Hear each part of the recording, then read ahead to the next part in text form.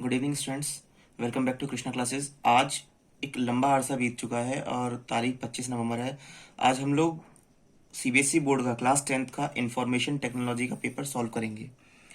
तो इस पेपर को सॉल्व करने से पहले मैं कुछ बता दूं कि इस पेपर में आप लोगों को 33 एमसीक्यू क्वेश्चंस दिए हुए हैं, जिसमें से सिर्फ आपको 25 सॉल्व करने हैं। ठीक है, तो शुरू करते हैं बिना किसी देरी के।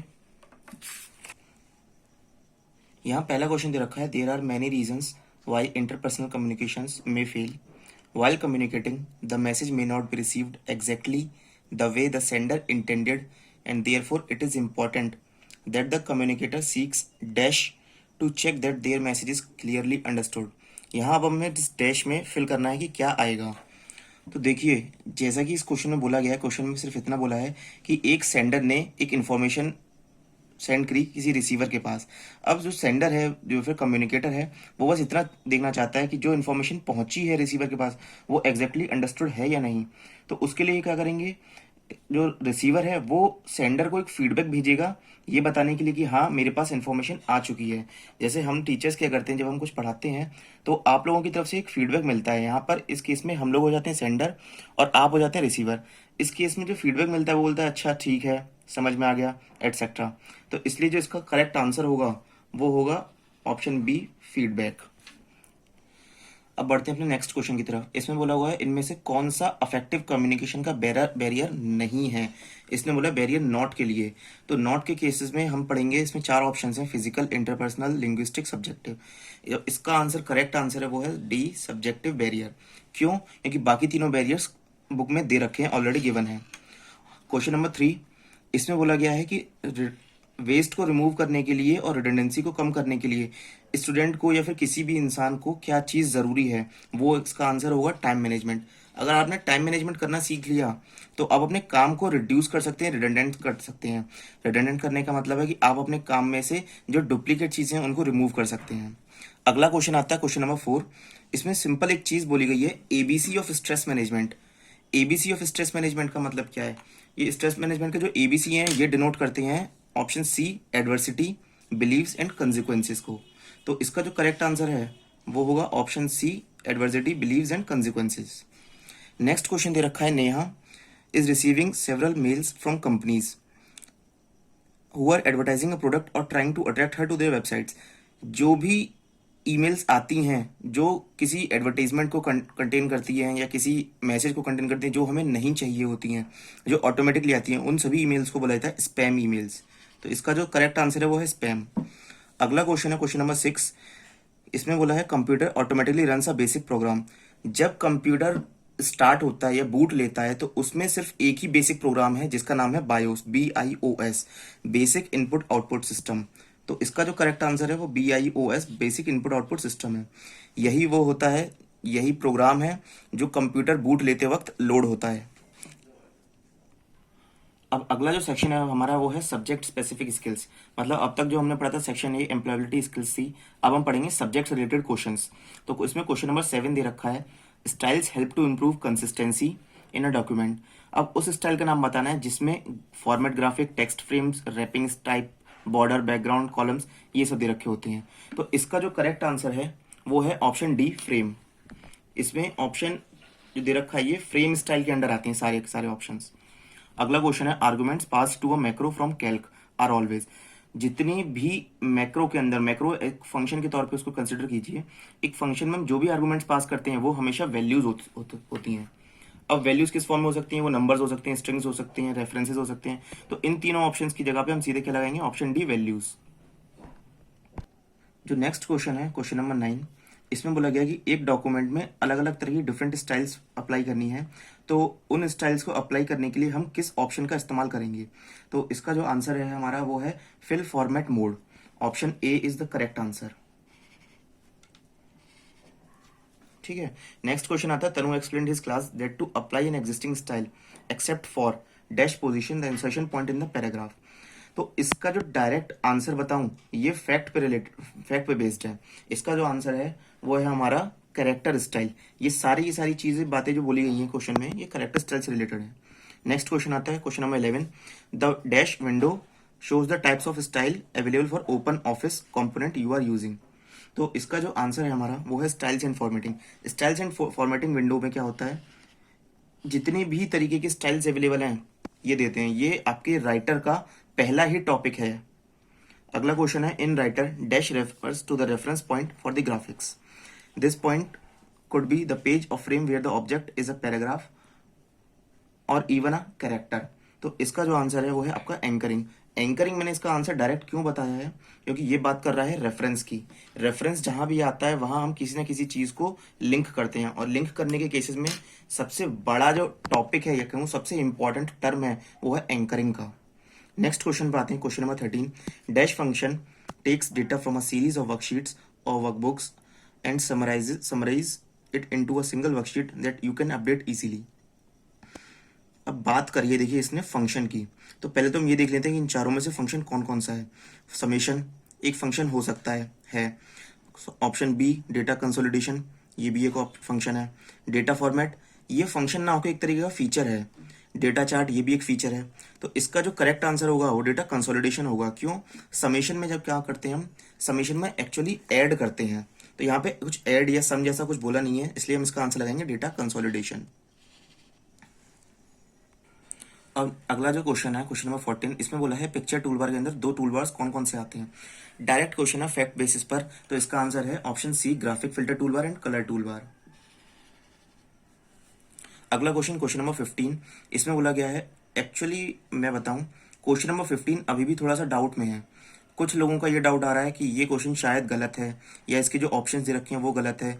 अगर मैं अपने बिहाफ पे बोलूं तो ऑप्शन मुझे भी थोड़े से डाउट में है, लेकिन इन ऑप्शंस को देखकर सिर्फ एक ही इसका आंसर आता है, वो है डिफाइन रेंज, क्योंकि यहाँ पर सेम रेंज की बात की गई है, तो हम इसका आंसर लगाएंगे डिफाइन रेंज। अगला क्वेश्चन है question number 16, in Calc using the subtotals dialog you can select arrays and choose a statical. तो इसमें कितने ग्रुप्स की जरूरत होता है। सब टोटल्स डायलॉग बॉक्स में जो नंबर ऑफ ग्रुप्स चाहिए वो चाहिए 3, बुक में दे रखा है। अगला क्वेश्चन है, solve option under tools menu amounts to a more elaborate form of dash. The difference is that the solver deals with equation with multiple dash. अब इसका जो आंसर आएगा वो होगा option number C goal seek and unknown variables. इसका answer मैंने ये क्यों बताया है, क्योंकि जो सॉल्व ऑप्शन है या फिर मैं कहूँ सॉल्वर जो होता है वो गोल सीक का ही एक एलोबरेटेड पार्ट होता है। वहां दूसरी तरफ सॉल्वर का काम क्या होता है, अलग अलग वेरिएबल्स पे, वो वेरिएबल्स कौन से होने चाहिए, अननोन अननोन वेरिएबल्स पे ये काम करता है। क्वेश्चन नंबर 18, क्वेश्चन नंबर 18 में क्या दे रखा है, usually you run a formula to calculate a result based upon existing values. By contrast using dash you can discover what values will produce the result you want. अब यहाँ पे question की last line में दे रखा है कि हमें कौन सा रिजल्ट चाहिए। रिजल्ट चाहने के लिए हमारे पास सिर्फ एक ही ऑप्शन बचता है, वो है गोल सीक। गोल सीक में क्या है, गोल मतलब एम, हमें ये रिजल्ट तो चाहिए ही चाहिए, सीक का मतलब हम इसको चाहते हैं, वांट करते हैं। नेक्स्ट क्वेश्चन आता है क्वेश्चन नंबर 19। इस क्वेश्चन में इतना बड़ा पढ़ने की जरूरत तो नहीं मुझे, इसने सिर्फ इतना बोला है कि हमें अलग अलग स्टूडेंट्स को एक ही स्प्रेडशीट पे काम करवाना है, तो उसके लिए जो हम आंसर लगाएंगे इसमें वो होगा शेयर्ड वर्कशीट। क्यों, क्योंकि शेयर्ड वर्कशीट के फॉर्म में क्या है, एक ही वर्कशीट को हम अलग अलग स्टूडेंट्स के पास शेयर कर सकते हैं, जिसमें वो अपना डेटा एंटर करके या फिर अपना वर्क करके सेव कर दें, जिससे कि सबके पास वो सेव्ड फॉर्म में पहुंच जाए। अब क्वेश्चन नंबर 20 जो है, क्वेश्चन नंबर 20 में बोला है, you can use a cell reference in one or several formulas to refer to. यहाँ बात की है सेल रेफरेंस को इस्तेमाल करने की एक से ज्यादा फॉर्मुलाज के अंदर। तो इसका आंसर होगा option number A data from one or more contiguous cells on the worksheet. इसका आंसर मैंने ये इसलिए लगाया है क्योंकि बाकी जो तीनों ऑप्शंस दे रखे हैं वो तीनों ऑप्शंस इससे रिलेटेड नहीं है। ऑप्शन नंबर बी बोला data content in any software, कोई फर्क नहीं पड़ता। Content in any format in databases, अलग अलग फॉर्मेट में दे रखे होते हैं डेटाबेस में, तो उसका डेटा हम इस्तेमाल नहीं कर सकते। Images in picture gallery, Calc की बात की है तो इमेजेस का तो रोल ही नहीं आता यहाँ पर। अगला आता है क्वेश्चन नंबर 21, आरडीबीएमएस का एग्जाम्पल दे रखा है। आरडीबीएमएस का एग्जाम्पल सिर्फ में सिर्फ एक है, वो है ओरेकल। फैक्ट है। Question number 22, the dash has evolve since the 1960s। 1960 के बाद जो हमें डेटा पर काम करने में या जो भी इंफॉर्मेशन सिस्टम्स में हेल्प करता है वो होता है डेटाबेस। डेटाबेस मैनेजमेंट सिस्टम तभी आया था, क्यों, क्योंकि हम डेटा को अच्छी तरीके से कंसोलिडेट नहीं कर पा रहे थे, उसको मैनेज नहीं कर पा रहे थे।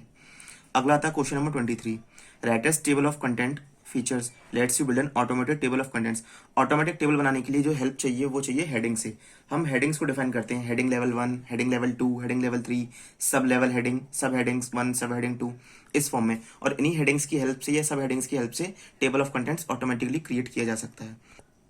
अब अगला क्वेश्चन दे रखा है, question number 24, in Calc to create. ये क्रिएट इसमें मिसप्रिंटिंग है, इसका मतलब है create. To create the reference with the mouse. Mouse की हेल्प से हम जब क्रिएट करते हैं तो किस तरीके से क्रिएट करते हैं। हम सबसे पहले माउस को क्लिक करते हैं, वहाँ पे इक्वल्स टू लगाते हैं इनपुट फंक्शन में, इनपुट बॉक्स में, और फिर जहाँ पे हमें पहुँचना होता है उस सेल को सेलेक्ट करते हैं। तो इसका मतलब selecting the cell is the correct answer.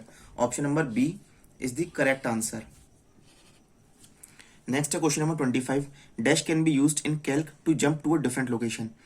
एक लोकेशन से दूसरी लोकेशन पहुंचने के लिए हम किसका इस्तेमाल करते हैं, सिर्फ हाइपरलिंक्स का। हाइपरलिंक की एक ऐसा फॉर्मेट है, ये एक ऐसी फॉर्म है टेक्स्ट की जिसकी हेल्प से हम क्लिक करके किसी दूसरे पेज पे या दूसरी लोकेशन पर रिडायरेक्ट कर सकते हैं। अगला क्वेश्चन है क्वेश्चन नंबर 26, इसने बोला which of the settings below can not be included in writers document. Writer document में कौन सी सेटिंग्स इसमें इंक्लूड नहीं की जाती। तो इसका आंसर है फॉर्मूला सेटिंग्स। क्यों, बाकी सारी की सारी सेटिंग्स तो होती हैं।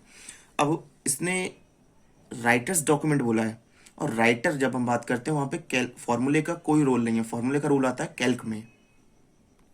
अब आते हैं हम सेक्शन सी पे, competency based questions. Competency based questions मतलब कि प्योर प्रैक्टिकल बेस्ड क्वेश्चन, कि प्रैक्टिकल तौर पे हम किस तरीके से चीज़ों को इस्तेमाल करते हैं, वही क्वेश्चन के फॉर्म में यहाँ बना के पूछे गए हैं। क्वेश्चन नंबर 27 है, Ramakant is running a business and has to send letters to a number of delegates. The dash can also be quick way to take list of people mailing address. Mailing address की बात कर दी है और list of peoples की बात कर दी है, तो इसमें सिर्फ एक ही ऑप्शन बचता है, मेल मर्ज। क्योंकि मेल मर्ज एक ऐसा ऑप्शन है जो आपका राइटर में ऑलरेडी गिवन होता है, मतलब प्री डिफाइंड फंक्शन है। अगला आता है क्वेश्चन नंबर 28। क्वेश्चन नंबर 28 की अगर हम लास्ट लाइन पढ़े तो इसने बोला है विच में wrap around the graphic on one side or both sides be overprinted in behind or in front of graphic or treat the graphic as separate paragraph or character. Graphic और text को wrap करने का सिर्फ एक ही तरीका मिलता है, वो है टेक्स्ट रैपिंग। टेक्स्ट रैपिंग का मतलब क्या होता है, अगर मैं टेक्स्ट के साथ किसी इमेज को सेट कर रहा हूँ तो इमेज को मैं चाहूँ तो एक साइड में लगा सकता हूँ, उसी के अकॉर्डिंग हमारा टेक्स्ट ऑटोमेटिकली अरेंज हो जाता है। Question number 29। क्वेश्चन नंबर 29 के जो ऑप्शंस मैंने पढ़े थे तो थोड़ा सा इसमें डाउट आया था ऑप्शन नंबर ए और बी को लेकर, क्योंकि जो हम पढ़ते हैं वो एक्चुअली एस्पेक्ट रेशियो होता है। तो एक ऑप्शन में दे दिया इन्होंने रेशियो, दूसरे में दे दिया एस्पेक्ट, पर मुझे सुनने में आया है कि काफ़ी बच्चे इसको क्रॉप लगा के आ रहे हैं। इसका आंसर क्रॉप नहीं है। क्यों, क्योंकि यहाँ पे बात की जा रही है हाइट और विड्थ को चेंज करने की, ना कि अनवांटेड एरिया को रिमूव करने की। अगर क्वेश्चन में होता अनवांटेड एरिया रिमूव करना है तब इसका आंसर होता क्रॉप। यहाँ जो हमें क्या करना है, हाइट और विड्थ को एक प्रपोर्शन में चेंज करना और मेंटेन करके चलना है। तो इसका जो एक्चुअल आंसर है वो है कीप रेशियो, ऑप्शन ए। अगला क्वेश्चन है स्टेटमेंट 1 एंड स्टेटमेंट 2 के फॉर्म में। इसने बोला स्टेटमेंट 1 में the data from consolidation ranges and target range are saved when you save the worksheet. मतलब कंसोलिडेशन रेंजेस और टारगेट रेंज में अगर हम किसी फाइल को सेव करते हैं तो डेटा ऑटोमेटिकली सेव हो जाता है वर्कशीट सेव करने पर। स्टेटमेंट करेक्ट है, स्टेटमेंट 1 इज ट्रू। मैं यहाँ पे लिख देता हूँ ट्रू। अगला दे रखा है statement 2, if you later open a worksheet in which consolidation has been defined data will not be available again. अब हमने पहली स्टेटमेंट में पढ़ा है कि सेव करने पर जो डेटा कंसोलिडेट रेंजेस में होता है, कंसोलिडेशन रेंजेस में, वो भी सेव हो जाता है। स्टेटमेंट 2 कह रहा है कि ऐसा कुछ नहीं होता है। मतलब पहला स्टेटमेंट ट्रू है और दूसरा क्या कर रहा है, पहली स्टेटमेंट को डिनाई कर रहा है, फॉल्स करने की बात कर रहा है। तो दूसरा स्टेटमेंट क्या हो गया, फॉल्स। अगर इसमें मैं ऑप्शन देखूं तो इसमें ऑप्शन होगा statement 2 is wrong, option number B statement second is wrong. अब आते हैं हम क्वेश्चन नंबर 31 पे। इन स्प्रेडशीट की बात की, कैल्क की, तो इसमें 3 स्टेटमेंट गिवन है, statement first second third. First में बोला गया है to consolidate by row labels and column labels the label must be content in the selected source ranges. मतलब रो लेबल और कॉलम लेबल में जब कंसोलिडेशन लगाते हैं तो जो सेलेक्टेड सोर्स रेंज होती है उसी को कंटेन किया जाता है लेबल में, या फिर उसी में लेबल कंटेन होता है। तो देखा जाए तो ये काफ़ी हद तक बात सही भी है और हमारे लिए ट्रू मानी जाएगी ये बात। तो इसका मैं आंसर यहाँ पे लगाता हूँ अभी ट्रू।